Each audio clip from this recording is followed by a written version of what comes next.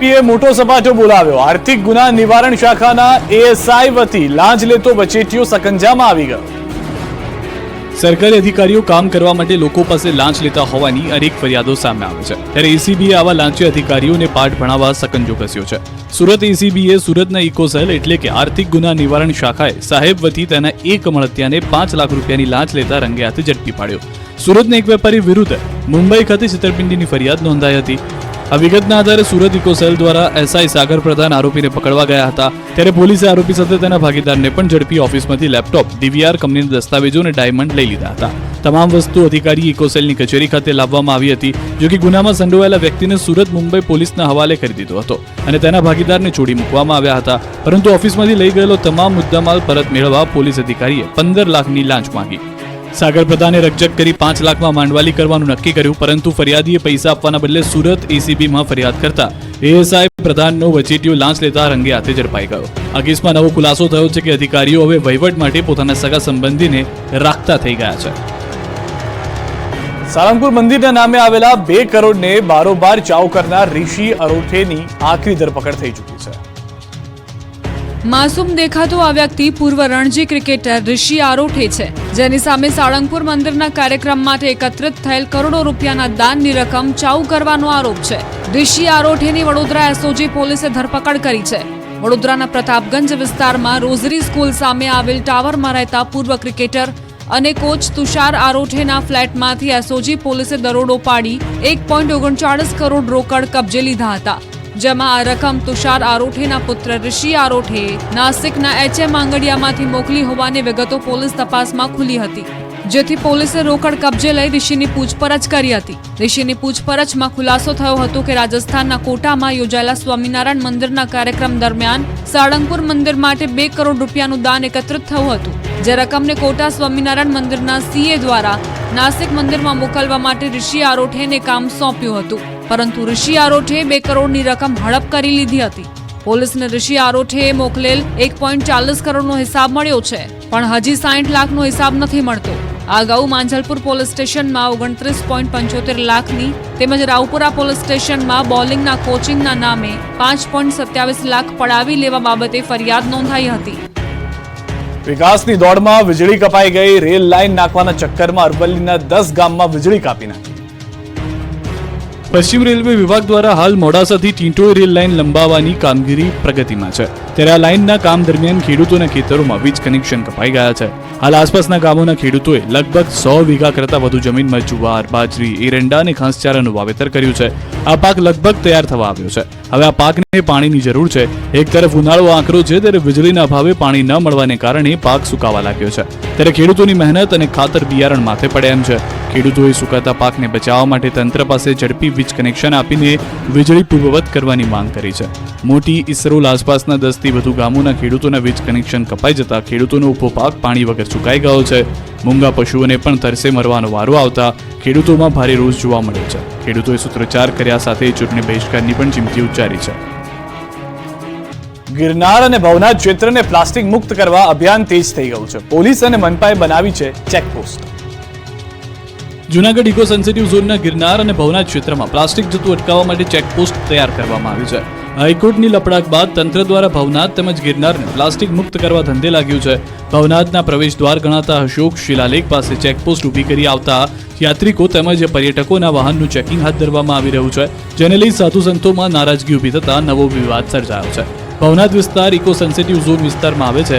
હાલ હાઈકોર્ટના આદેશ બાદ મનપા, વહીવટીતંત્ર, વન વિભાગ દ્વારા પોલીસને સાથે રાખી ચેકપોસ્ટ ઊભી કરવામાં આવી છે અને અહીં આવતા વાહનોનું ચેકિંગ હાથ ધરી સિંગલ યુઝ પ્લાસ્ટિકને લઈ લેવામાં આવે છે।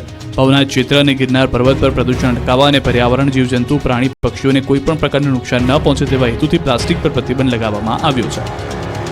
ગુજરાતમાં ફૂટબોલની રમતને મજબૂત કરવા ગુજરાત સ્ટેટ ફૂટબોલ એસોસિએશને મોટી પહેલ કરી છે। ગુજરાતમાં ફૂટબોલની રમતને મજબૂત કરવા ગુજરાત સ્ટેટ ફૂટબોલ એસોસિએશને મોટી પહેલ કરી છે। રાજ્યમાં પ્રથમ વખત ફ્રેન્ચાઇઝી આધારિત ફૂટબોલ લીગનો પ્રારંભ કરાયો। અમદાવાદના ઈકા એરેના ટ્રાન્સ સ્ટેડિયમમાં 1 થી 12 મે દરમિયાન જીએસએલ ટુર્નામેન્ટ યોજાશે, જેમાં 6 ટીમ ભાગ લેશે। દેશભરમાંથી 10 રાજ્યના ફૂટબોલ ખેલાડીઓ આ લીગમાં ભાગ લઈ રહ્યા છે. Ahmedabad Avengers, Gandhinagar Giants, Karnavati Knights, Saurashtra Spartans, Vadodara Warriors, Surat Strikers સહિતની ટીમ જીએસએલમાં ભાગ લેશે. ગુજરાત પ્રવાસન નિગમ અને સ્પોર્ટ્સ ઓથોરિટી ઓફ ગુજરાત જીએસએલના મુખ્ય પ્રાયોજક અને સહયોગી સ્પોન્સર છે. ફૂટબોલ ટુર્નામેન્ટની ફાઇનલ મેચ 12 મે યોજાશે. જીએસએલમાં વિજેતા ટીમને ₹11 લાખનું ઇનામ આપવામાં આવશે, જ્યારે રનરઅપ રહેનારી ટીમને ₹5 લાખનું ઇનામ મળશે.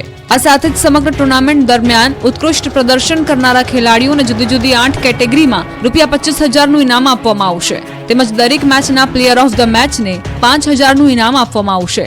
ખેલાડીઓને પ્રોત્સાહન આપવા માટે પ્રેક્ટિસથી શરૂ કરીને ફાઇનલ મેચ સુધી દરેક દિવસનું ₹1500-2000 સુધીનું દૈનિક ભથ્થું આપવામાં આવશે. ત્યારે જીએસએલ ટ્રોફીનું રાજ્યસભાના સાંસદ અને ગુજરાત સ્ટેટ ફૂટબોલ એસોસિએશનના પ્રમુખ પરિમલ નથવાણીના હસ્તે અનાવરણ કરાયું. ટ્રોફીના અનાવરણ કાર્યક્રમમાં ફૂટબોલ એસોસિએશનના અન્ય હોદ્દેદારો પણ હાજર રહ્યા. જીએસએલથી ગુજરાતના ફૂટબોલ ખેલાડીઓને સમૃદ્ધ અનુભવ અને એક્સપોઝર મળવાનો પરિમલ નથવાણીએ આશાવાદ વ્યક્ત કર્યો.